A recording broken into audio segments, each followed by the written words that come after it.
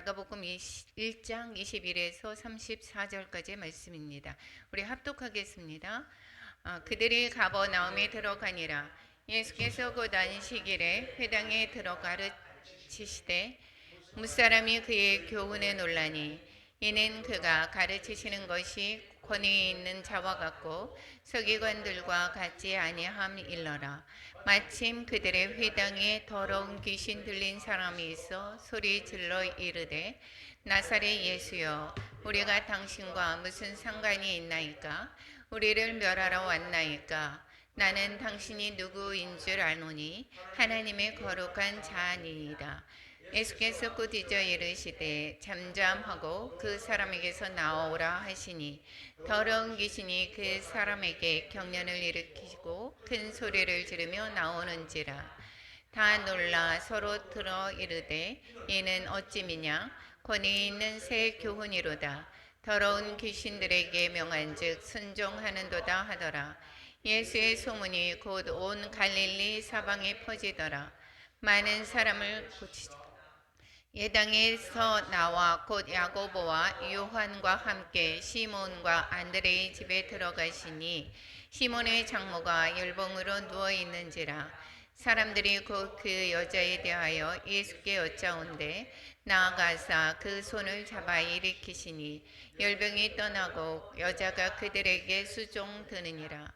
저물어 해 질 때에 모든 병자와 귀신 들린 자를 예수께 데려오니 온 동네가 그 문 앞에 모였더라. 예수께서 각종 병이 든 많은 사람을 고치시며 많은 귀신을 내쫓으시되 귀신이 자기를 알므로 그 말하는 것을 허락하지 아니하시니라. 아멘. 예, 오늘은 두 번째 갈릴리 이전에 그 갈릴리 사역 그 두 번째의 시간입니다.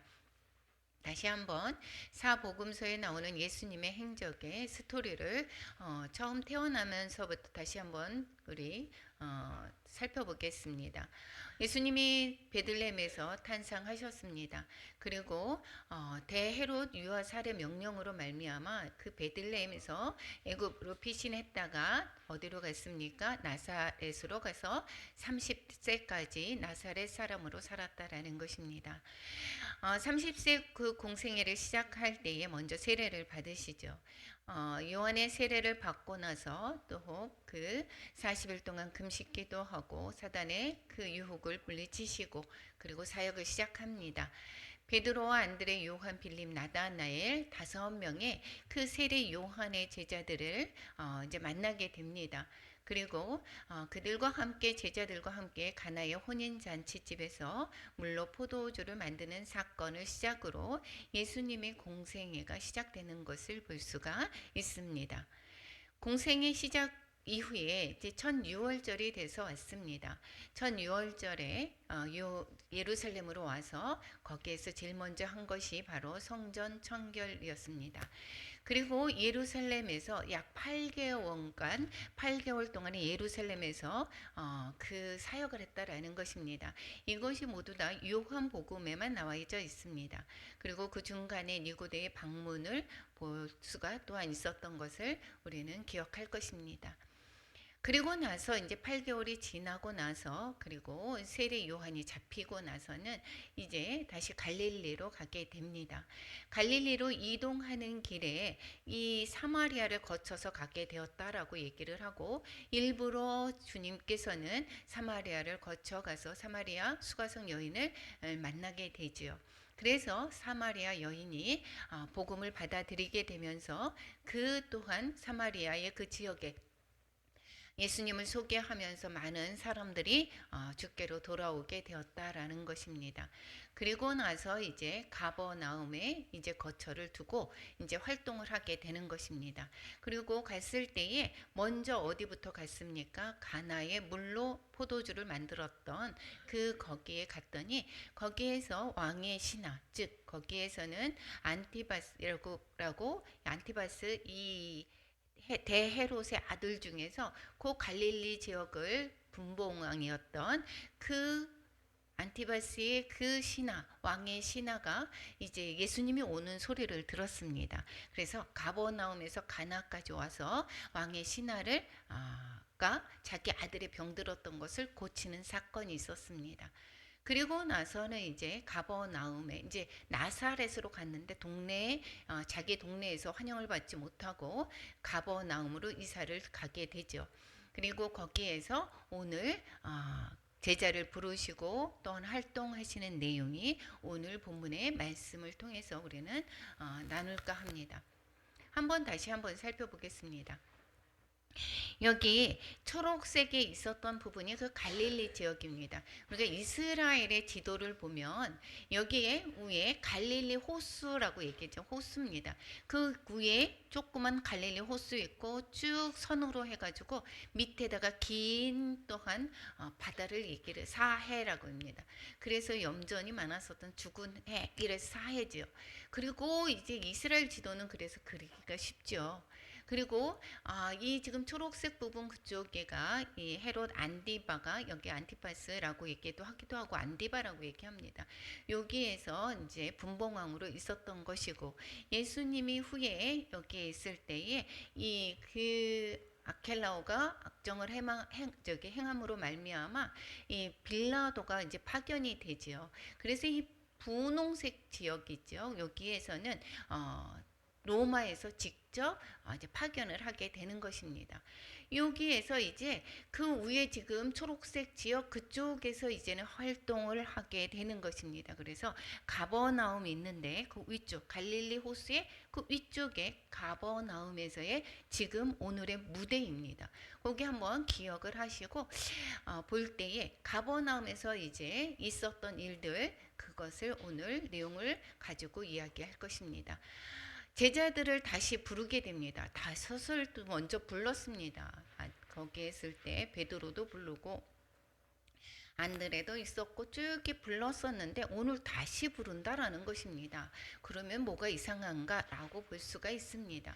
그런데 그때는 이 요한의 제자였었는데 그냥 그 예수님의 그 말씀이 좋아서 쫓아다니는 그러한 제자였고 기회가 됐을 때의 말씀을 듣는 그러한 제자였다면 이제는 전임 사역 즉 전적으로 주님만을 따라다니는 그러한 제자로의 부르심에 응하는 것을 오늘 또한 내용에 담고 있는 것입니다. 오늘 먼저 읽었을 1장 16절에서 보면 갈릴리 해변으로 지나가시다가 누구를 만났다고 합니까? 시몬과 그 형제 안드레가 이 바다에서 금을 던지는 것을 보았다라고 읽겠습니다. 그들이 어부니까 자신의 그 어떻게 업을 하고 있는 거죠. 그랬을 때에 보았고 19절에서 보게 되면 야고보와 그 형제 요한을 보았다 이렇게 이야기를 하고 있습니다. 시몬과 안드레 형제 또 야고보와 요한을 만났다 이렇게 얘기를 하고 있습니다. 그랬는데 여기에서 그들을 보고 어떻게 하느냐 불렀다라고 이야기를 하고 있습니다. 그런데 다들 이들의 직업은 어부다라고 얘기를 했습니다. 그런데 이제 누구를 불렀습니까? 우리가 주님은 학식이 높은 사람, 더 뛰어난 사람 이런 사람을 부르지 않았다라는 것입니다. 저처럼 이렇게 부족한 사람 부족하지 않았다면 제가 여기에 부르시지도 않았을 것 같습니다. 저처럼 부족한 사람 또 우리가 부족한 사람을 주님께서 부르셔서 주님의 말씀에 순종하며 주님께서 그 사람을 통해서 주님이 행하신다라는 것입니다. 그래서 영혼을 구원하는 일에 평범한 사람들을 부르시는 것을 볼 수가 있습니다. 그래서 우리는 나는 요 정도밖에 못하는데 그래서 떨려서 내가 여기서 어떻게 이 많은 사람들에게 얘기를 할 수가 있겠어라고 하지만 우리는 내가 하는 것이 아니라 주님이 저에게 주시는 말씀을 그대로 이야기할 때에 그 또한 말씀을 또한 어떤 사람에게는 필요한 것이고 그 말씀을 듣고 또한 주님을 만나는 그런 일들이 있을 것입니다. 오늘 전도 가셔서 또한 어떤 분을 만나셔서 그렇게 이야기했듯이 그러한 통로가 하나님께서는 어떻게 쓰신다라는 것입니다. 그랬을 때에 우리는 어떻게 하느냐 무엇을 우리는 가장 중요하다라고 생각합니까? 이들은 주님이 불렀을 때에 주님을 전적으로 따라가는 것입니다. 그런데 우리의 삶에서 우리의 내일이 있습니다. 내일이 있습니다. 주님께서는 때로 부르십니다. 그랬을 때에 우리는 우선순위가 무엇입니까? 우선순위가 우리는 대부분 내 또한 먹고 사는 일, 이러한 것에 우리가 초점이 맞춰져 있다라고 하면 오늘 말씀을 통해서 그 우선순위가 바뀌어져야 되는 것이고 무엇이 내가 가장 중요한가가 바뀌어져야 되는 것입니다. 그랬을 때에 그러면 나는 뭘 먹고 살아가야 되는 것입니까? 라고 생각해 볼 수가 있습니다. 그러나 먼저 그 나라와 의를 구할 때 하나님께서 우리의 필요를 다 채우신다라는 것입니다. 그래서 내가 무엇을 중요하는 생각하는가, 이것이 정말 우리의 삶 가운데 내가 무엇을 중요하고 있는가 다시금 돌아보아야 될 것입니다. 예수님께서 그들을 부르신 목적은 뭐라고 했겠습니까? 사람을 낚는 어부다라고, 어부가 되게 한다, 사람을 낚는다라고 얘기를 했습니다. 사람을 낚는 것은 영혼을 주님께로 인도하는 것입니다. 세상 가운데 쭉 있었던 사람들을, 그들을 어떻게 해요? 영혼을 끌어들여서 살리게 된다, 주님께로 인도하는 것을 사람을 낚는 어부라고 표현을 하고 있습니다. 그래서 그러면은 전문 사역자, 목사나 아니면 전도사나 이러한 분들에 해당되는 말이 아닙니까? 라고 생각해 볼 수가 있습니다. 그렇지만 주님께서는 뭐라고 얘기했습니까? 마지막 유언입니다. 마태복음 28장 19절 20절에서 뭐라고 얘기합니까? 우리 함께 읽어보겠습니다. 그러므로 너희는 가서 모든 민족을 제자로 삼아 아버지와 아들과 성령의 이름으로 세례를 베풀고 내가 너희에게 분부한 모든 것을 가르쳐 지키게 하라. 우리는 아니야가 아니라 하나님께서 우리 모두를 부르셨다라는 것입니다. 우리가 먼저 예수님을 믿은 자는 그것은 우리를 통해서 또한 하나님의 제자들, 우리를 제자로 먼저 삼으시고 많은 사람들을 주께로 이끌어가기 위한 우리를 또 먼저 보내신 것이다라는 것을 가르쳐 주고 있습니다. 그러면 사람을 낚는 비결은 그럼 무엇인가? 저는 아무것도 모릅니다 라고 얘기를 하고 먼저 불렀습니다. 그러면 우리는 전도가 있습니다. 전도의 방법들이 정말 많이 나와 있죠. 그리고 전도 세미나 이런 것도 되게 많이 하고 물론 배우는 거 정말 중요합니다. 그런데 먼저 우리 예수님의 말씀을 보게 되면 예수님께서 이르시되 나를 따라오라 이렇게 말씀하고 있습니다. 우리가 그 주님이 이 고기 잡는 낚시하는 그러한 기술을 이야기하는 것이 아니라, 기술을 가르치는 것이 아니라 그것이 어떻게 되느냐, 어떠한 사람이 되는가가 더 주목하는 것입니다.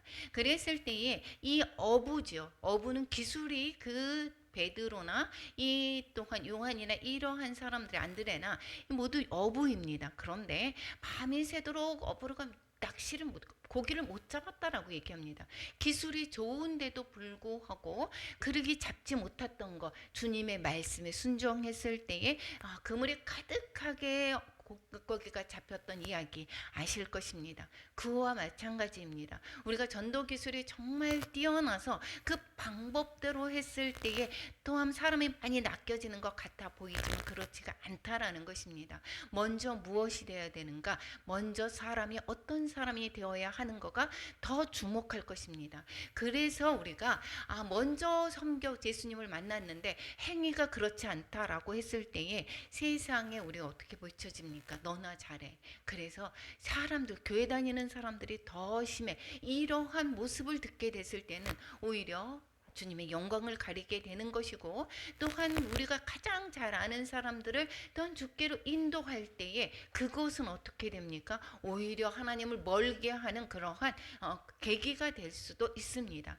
그래서 영혼들을 인도하는 사람들이 어떻게 해야 되는가가 더 중점을 두신다라는 것입니다. 그래서 이 예수님께서 이 제자들에게 무엇을 했습니까? 3년 반 동안에 이제 훈련하시면서 사람들을 사랑하는 법, 섬기는 것, 거룩한 삶을 거룩한 삶 본인이 먼저 살 것을 가르치시고 또 먼저 친히 본을 보이셨던 것을 알 수가 있습니다. 그래서 기술을 가르친 게 아니다라는 것입니다. 우리가 어떠한 사람이 되는가, 영혼에 대한 사랑, 그리고 주님의 마음을 품는 것, 그리고 섬기는 자세, 이러한 것들을 먼저 가르쳐 주시는 것을 볼 수가 있고, 그것을 먼저 배워야 된다라는 것입니다.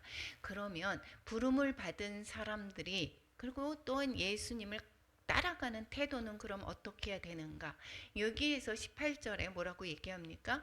곧 그물을 버려두고, 이제 이 자신이 그 생명을 연장하는데 가장 중요하게 생각했던 그물을 버려두고 따랐다, 이렇게 얘기를 하고 있습니다. 물론 또한 야고보와 또 요한도, 베드로와 또한 안드레도 마찬가지지만 그물을 버려두고 따랐다라고 하지만, 야고보와 그 형제 요한도 뭐라고 얘기했습니까? 부르시니 아버지 세배들을 품꾼들과 함께 배에 버려두고 예수를 따라갔다, 이렇게 얘기를 하고 있습니다. 그럼 예수님을 따른다는 것은 자신의 삶의 자리를 박차고 일어나서 예수님께로 나온다라는 것입니다. 따르니라라는 것은 예수님이 가신 길을 따랐다라는 의미가 되기도 하고, 따라가니라 18절과 20절에 약간 좀 다른 내용입니다. 그래서 있던 곳에서 나왔다라는 이야기입니다. 그러니까 이 본래 있었던 나의 곳에서 나와서 예수님께로 왔다는 것, 즉 우리가 우리의 삶에서 내가 중요하게 생각했던 그러한 세상에 보여지는 그러한 삶에서 나와서 누구를 따르는 삶? 예수께로 나아가는 삶. 이것이 바로 예수님을 따른다라는 것입니다. 그랬을 때에 우리가 우선순위가 어디에 가서 있는지를 알 수가 있게 되겠죠. 우리가 우선 그렇게 되면 우선순위를 우리가 둘 수 있는 것이 분명해집니다.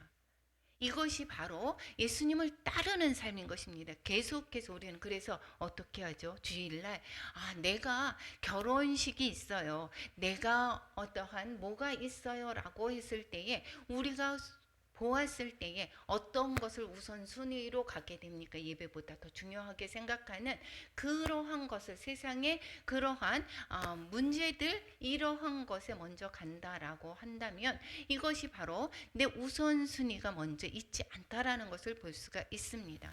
그랬을 때에 우리가 돈 버는 목적, 또 우리가 삶을, 건강을 유지하는 그러한 목적이 바로 무엇인가?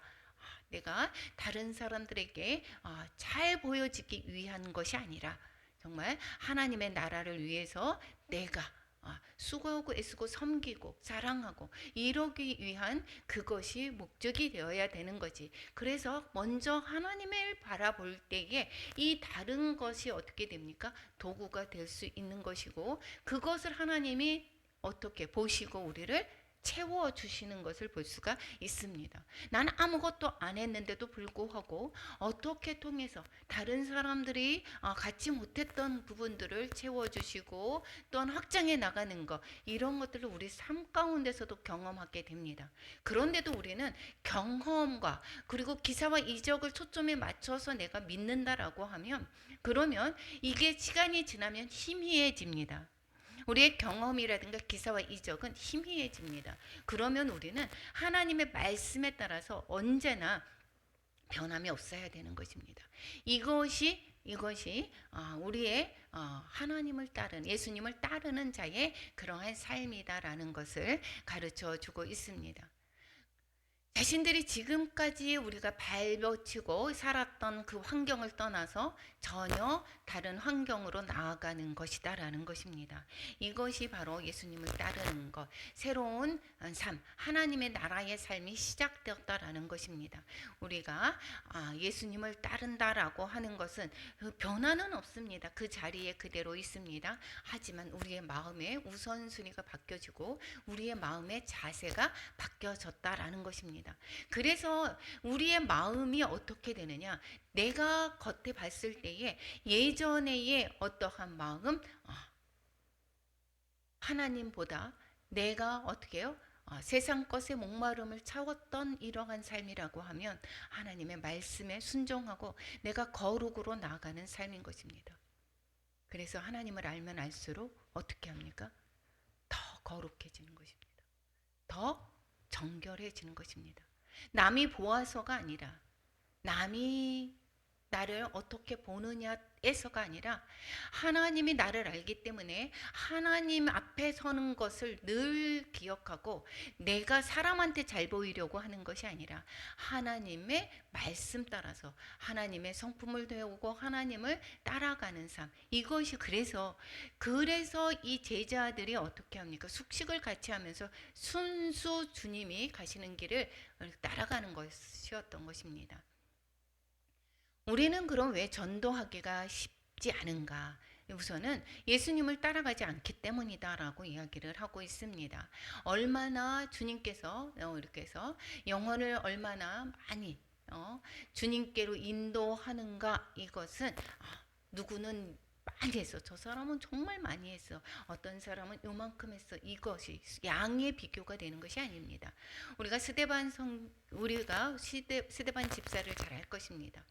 단지 얼마 하지도 못하고 어떻게 했습니까? 돌에 맞아 죽었습니다. 그런데 그 또한 죽어가는 모습을 보았던 바울이 변화되어서 계속 지금까지 우리에게 전해지기까지 이방인들을 위한 전도를 했던 것을 볼 수가 있습니다. 주님께서 우리에게 맡겨진 것입니다. 그래서 다른 사람과 비교하는 삶이 아니라 내가 맡겨진 일에 충성하는 것, 이것이 바로 우리의 삶인 것입니다. 우리는 때로는 우리 가족을 변화시키는 일에, 또 때로는 멀리 또한 국경을 넘어서 또한 복음을 전하는 일에 부르심을 또한 받는 사람도 있고, 또 작은 것에 또한 하나님의 부르시는 경우도 있습니다. 그것이 우리가 또한 다른 사람에게 보여지는 것으로 인해서 내가 작은 사람이야 큰 사람이라고 이야기하지 않습니다. 나는 내가 하나님께서 부르시는 그 부르심대로 우리는 충성하면 되는 것이고, 내가 먼저 변화해야 되는 것을 계속해서 말씀하고 있습니다. 그래서 우리는 때를 얻든지 못 얻든지 될 수만 있으면 만나는 모든 사람에게 주님을 소개해야 되는 것입니다. 예수를 믿고 따르는 자들이 그러면 어디 가든 복음 전파와 구원의 일을 할 준비가 되어 있다는 것을 가르치기 위해서 뭐라고 얘기했습니까? 요한복음 4장에 있을 때 사마리아의 그 땅에 갔을 때에 뭐라고 얘기했습니까? 제자들에게 이야기합니다. 뭐라고 얘기했을 때요? 너희 눈을 들어보아라. 이 목이 휘어져 추수하게 되었도다. 우리가 우리 생각으로 제어하죠. 그런데 주님께서는 뭐라고 얘기합니까? 눈을 들어 밭을 보면 휘어져 추수하게 되었다, 이렇게 이야기를 하고 있습니다. 우리가 거두는 일에 우리가 동참함으로 말미암아 주님과 함께 즐거워하기 위함이다라고 말씀하고 있습니다. 그래서 예수님을 우리는 예수님을 따르면서 왜 할 수만 있으면 우리는 주님을 전도해야 되는 것입니다. 그런데 따르는 방법은 버려두는 것입니다. 무엇을 버립니까? 우리가 발붙이는 건 사상, 이 삶. 그래서 내 마음의 중심에 있는 먼저 우선순위, 이런 것들을 버려야 되는 것입니다. 세상의 일들을 버려야 되는 것입니다. 내 욕심을 버려야 되는 것입니다. 내의 불순한 것들을 다 버려야 되는 것입니다. 이러한 모든 것들을 버리고 나서, 그리고 오히려 주님께 더욱더 가까이 가며 주님의 말씀에 순종하는 것, 이것이 바로 주님을 따르는 방법이다라는 것입니다. 우리가 컵에 있을 때에 다른 어떤 것이 채워져 있다라고 하면 다른 것을 채울 수가 없습니다. 그런데 내 마음에 여전히 옛 모습 그대로 가지고 있고 옛 모습에 그대로 성품을 가지고 있으면서 주님을 전한다라고 한다면 그것은 전혀 변함이 없습니다. 우리가 왜 가정의 전도가 제일 어렵습니까? 우리를 잘 알기 때문입니다. 우리를 너무도 잘 아는 것입니다. 예전의 모습 그대로 지나면서, 그러면서 어떻게 복음을 전할 때 바뀐 게 있어야지, 이렇게 얘기합니다. 그랬을 때에 우리는 나를 정말 죽이는 것, 내가 내려놓는 것, 이것이 먼저 있어야 되는 것을 계속해서 성경은 가르쳐 주고 있습니다. 그리고 그 다음에 이제는 제자를 부르십니다. 그리고 병든 자를 고치시는 예수님을 볼 수가 있습니다. 이것은 마태복음, 마가복음, 누가복음에서 모두 다 기록하고 있습니다. 마가복음의 내용을 가지고 또한 나누겠습니다. 마가복음에서 이렇게 있게 하고 있습니다. 가버나움에 들어가니라. 이제 가버나움에서 이제 가르치기 시작합니다. 그런데 예수께서 안식일에 가버나움에 들어가서 안식일에 어디에서? 회당에서 가르치셨다라고 말씀하고 있습니다. 회당에서 가르쳤을 때에 그 가르치는 것이 권위 있는 자와 같고 다른 서기관들에게도 많이 들었을 것입니다. 그들과 같지가 않더라 이렇게 얘기를 하고 있습니다. 이 권위다라고 이야기하는 것은 통치력, 권력자와 같은 의미와 함께 어떤 행동을 할 수 있는 능력을 나타내고 있습니다. 우리가 서로 사랑하라라고 이야기를 하고 있습니다. 그런데 이 말은 똑같습니다. 그런데 이 입만 전하는 그 사랑하라. 그리고 우리가 말을 반듯하게 잘하라. 우리가 서로 어떻게 하느냐. 어떤 메시지를 전할 때에 그 사람의 행동과 같지 않다면 죄송합니다. 행동과 같지 않다면 이거는 권위가 있지 않습니다. 이거는 우리는 꽹가리와 같다라고 이야기를 합니다. 그냥 소리에 불과합니다. 그런데 예수님의 그 권위다라고 하는 것은 그 행동과 일치하는 말씀인 것이고 그것이 능력으로 나타내지는 그러한 것을 말씀하고 있는 것입니다. 그래서 우리는 계속해서 말씀하기를 뭐 하느냐. 지난번에 김성선 전도사님이 말씀 전하는 건 정말 힘들다라고 하는데 저도 동감합니다. 이것이 내 삶이 따라져야지. 그래서 말씀에 중요한 그 지식으로 전하는 것이 아니죠. 이것은 그렇기 때문에 이 먼저 내가 말씀을 전하는 것과 내가 계속해서 변화되지 않으면 이것은 바로 그 권위가 있지 않은 것이고 그것으로 가지고 변화를 일으키려고 생각하면 안 되는 것입니다. 그렇기 때문에 서기관들의 그 가르침은 되게 많았지만 왜 변화가 없습니까? 그것이 능력이 없었기 때문이다라는 것입니다.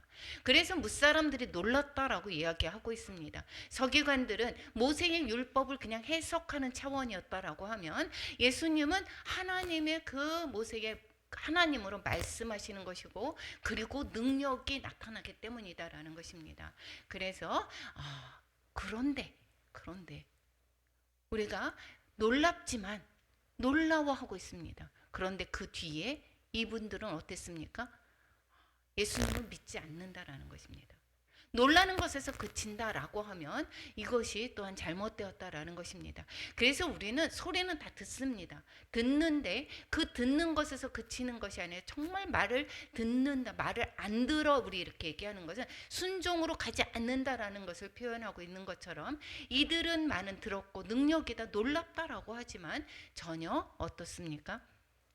믿지를 않는다라는 것입니다. 그리고 하나님의 말씀을 그래서 우리는 듣고 그리고 생각하고 순종으로 나아가는 것이어야 되는 것입니다. 경외함으로 내 삶, 그 말씀이 내 삶을 지배하게 해야 된다라는 것입니다. 그렇기 때문에 우리는 날마다 내가 죽어야 되는 것이고 날마다 말씀을 통해서 상고해 봐야 된다라는 것입니다.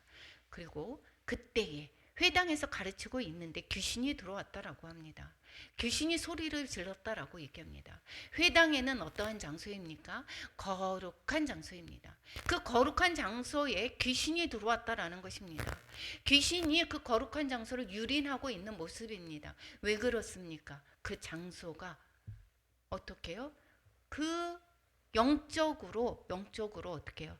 거룩하지가 못하다라는 이야기인 것입니다. 귀신 들린 사람이 소리 지르고 있습니다. 여기에 그 거룩한 장소에 거룩의 모양과 이름만 있을 뿐이고 그리고 그럴 때는 악한 세력이 그 거룩한 장소에도 있게 되는 것을 깨달을 수가 있습니다. 그래서 우리는 교회에 다 나갔다라고 해서 내가 변화될 거라고 생각을 해보면 안 됩니다. 거기에서 교회 나가는 자마다 다 구원을 받았다라고 볼 수가 없습니다. 어떠한 자들, 그들의 마음들을 하나하나 볼 때에 그 예수님의 마음에 여기에서 듣는 자들에서 예수님을 믿지 않고 듣는 자들, 아니면 자기 욕심으로 온 자들, 그렇지 않으면 어떤 사람 또 도둑질 하려고 하는 사람들도 있다라는 것입니다. 그래서 신천지가 들어와서 사냥하려고, 또한 그 어떤 사냥하려고 하는 그러한 내용으로 들어왔던 사람들도 많이 있지 않았습니까? 그랬을 때에 여기에서 그 귀신들이 오히려 하나님의 예수님의 정체를 알고 있습니다. 그랬을 때 꾸짖어서 그 사람에게 나오라고 얘기하고 있습니다. 그랬을 때에 그 귀신이 사람에게서 나오게 됩니다. 여기에서 꾸짖다 이렇게 얘기하는 것은 예수님의 권세 있는 선언으로 귀신을 굴복하고 있습니다. 그러니까 주님의 그 권위다라고 하는 것은 그 행동으로 옮겨지는 그 능력을 말씀하고 있다라는 것입니다. 그래서 그 광경을 다 보았습니다. 모두가 다 놀랐습니다. 어쩐 일이냐, 어찌미냐. 이것은 더러운 귀신들에게 명한즉 그러한 순종한다, 이러한 것을 보고 나서는 그것으로 인해서 뭐라고 얘기합니까? 이것은 권위를 동반한 권위로부터 나온 것이다, 이렇게 이야기를 하고 있습니다. 이러므로 말미암아 예수님의 소문이 갈릴리 그 사방에 다 퍼졌습니다. 먼저 예수님이 8개월 동안 예루살렘에 있었을 때에 그 소문을 거기에서 예루살렘에서 행했던 것들을 다 본 사람들도, 거기에 지금 갈릴리에 갔을 때에 왕의 신하가 오지 않았습니까? 다 들었기 때문에. 그런데 이 지금 갈릴리에도 어떻게 해요? 지금 그 귀신이 쫓겨나는 것을 보고 이러면서 여기에서 지금 갈릴리에 예수님의 소문이 파다하게 나는 것입니다. 어떻게 이런 일은 있을 수가 있을까? 예수님을 먼저 알아보고 귀신이 두려워했습니다. 이것은 그런데 하나님의 나라, 왕이 등장하자 사탄의 나라는 힘없이 무너져 내리는 것입니다. 그래서 우리는 먼저 내가 하나님의 나라가 되어졌다, 하나님의 나라가 임했다라는 빛 가운데 거하는 것입니다. 그래서 거기에 하나님의 통치가 일어나면 막혔던 일들이 풀어지는 것이고, 그리고 또한 분열이 없어지는 것이고 하나가 되는 것이고 이러는 것입니다.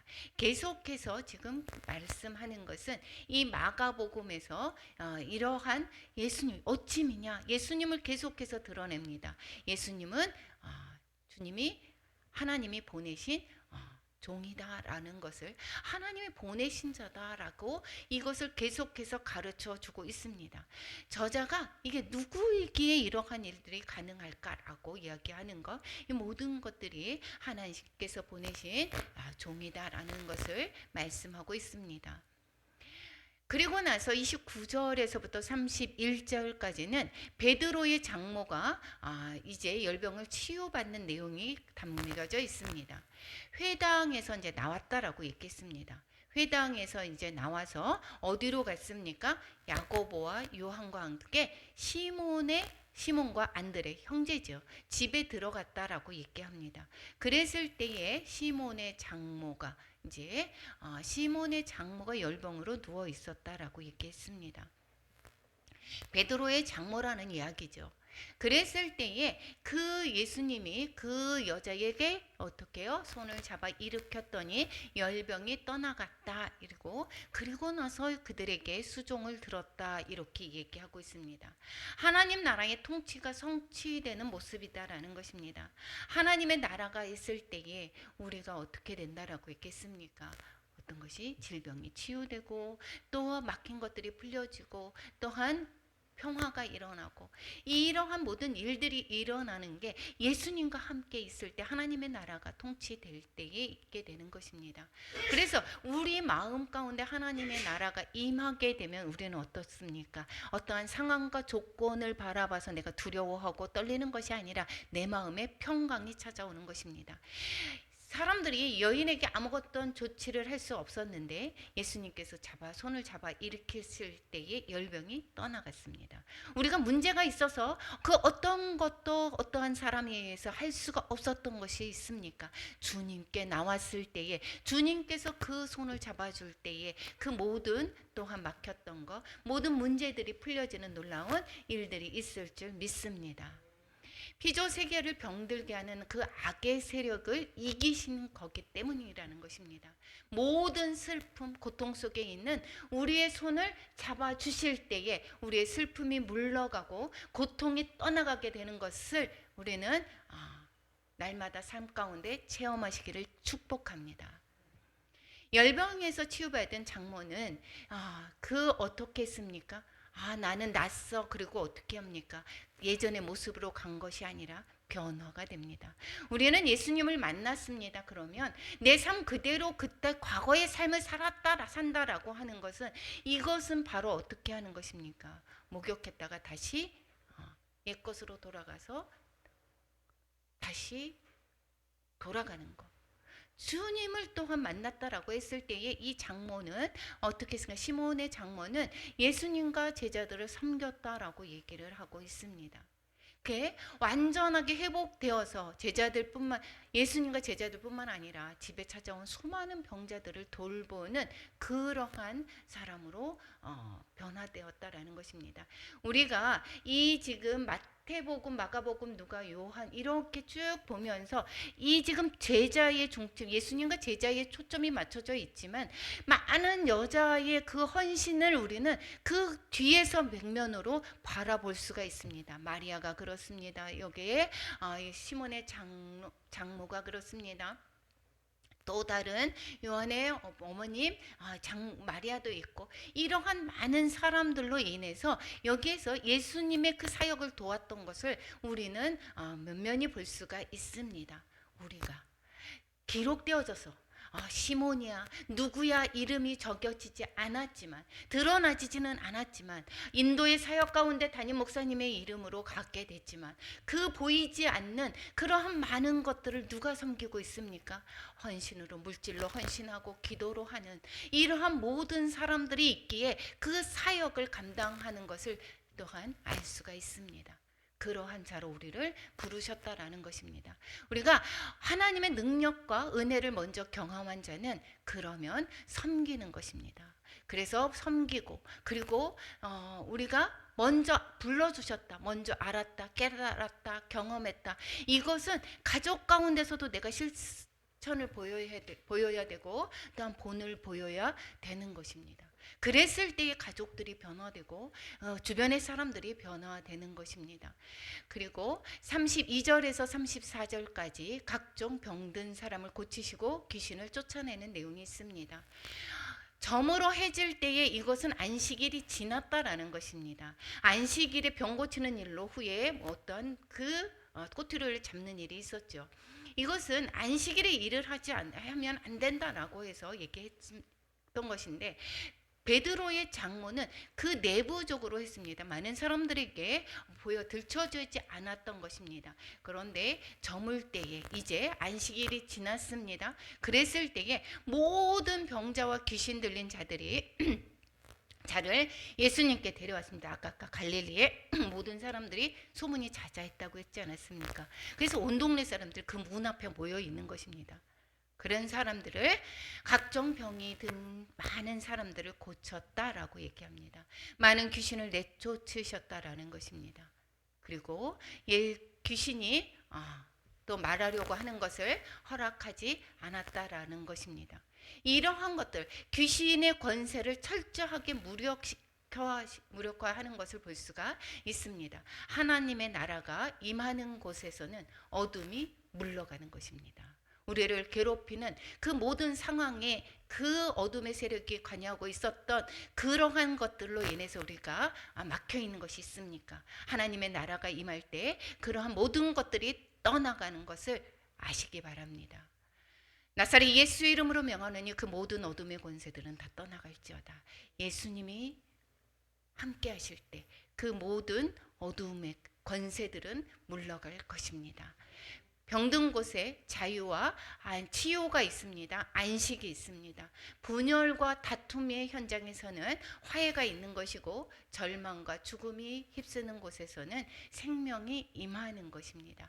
우리가 삶 가운데 우리가 정말 나는 예수님을 믿었어. 그래서 이러한 어려운 일들이 안 생기는 것이 아니지 않습니까? 그런데 다른 것이 무엇이냐? 주님과 함께 할 때, 하나님의 나라가 임할 때에 우리는 그것이 떠나갈 것이고, 주님께서 해결해 주실 것을 믿고 우리는 잘 인내하고 이겨나간다라는 것입니다. 내가 지금 살고 있는 지금 여기가 하나님의 나라가 임한 곳임을 믿는다라고 한다면, 그러면 어떠한 가버나움에서 일어났던 치유와 회복이 우리에게도 일어날 것입니다. 지금은 안 일어나는 거야. 이것이 아닙니다. 하나님의 나라가 임할 때에, 주님이 함께 하실 때에, 죽음의 그림자가 가득한 곳에 들여있을 때에 그것도 어떤다? 이제는 샬롬과 안식이 찾아오게 된다라는 것입니다. 예수님은 거짓된 귀신의 경배도 물리치지만 겸손하게 자신의 아픔을 가지고 믿음으로 나오는 자에게는 어떻게 합니까? 환영하고 고치고 치유하시고, 그리고 평화를 주시고 자유함을 주시는 것을 볼 수가 있습니다. 오늘 말씀입니다. 오늘 말씀에서 이제 두 번째, 이게 지금 볼 때에 갈릴리에서의 그 사역이 지금 예루살렘에서 8개월에 있었던 것보다 적습니다. 그런데 내용은 정말 많이 담고 있습니다. 많은 기사와 이적을 행했고, 많이 복음을 가르치고 본격적인 사역에 들어갔기 때문에 여기에서 많은 일들이 있습니다. 그래서 이것은 12월부터 다음에 4월 이전, 왜냐? 두 번째 6월절에 예루살렘으로 갔기 때문에 그 사이에 있었던 일 중에 두 번째였습니다. 그래서 베드로와 안드레, 요한, 야고보 제자를 부르셨다는 이야기와 가버나움에서 안식일에 회당에서 들어가서 가르치셨고, 귀신 들린 자 또 병든 자를 고치셨다라는 것을 또한 오늘 또한 말씀을 통해서 또한 살펴보았습니다. 계속해서 갈릴리 사역으로 계속 이제 순회 또한 하시면서 그 주변에서 복음을 전하는 것을 볼 수가 있습니다. 우리가 지금 그 사역 가운데 우리도 지금 주님을 바라보고 있다라고 생각하고, 이곳에도 주님, 우리가 기도할 때 이곳에 주님의 나라가 임하기를 간절히 간구합니다. 그래서 우리 마음 가운데 있었던 그 모든 어두움의 권세들이 장악하고 있었다면 나사렛 예수 이름으로 명하노니 다 떠나갈지어다. 이렇게 하면서 우리가 자유함 얻는 그러한 시간이 될 수 있었으면 좋겠습니다. 우리 찬양하고 기도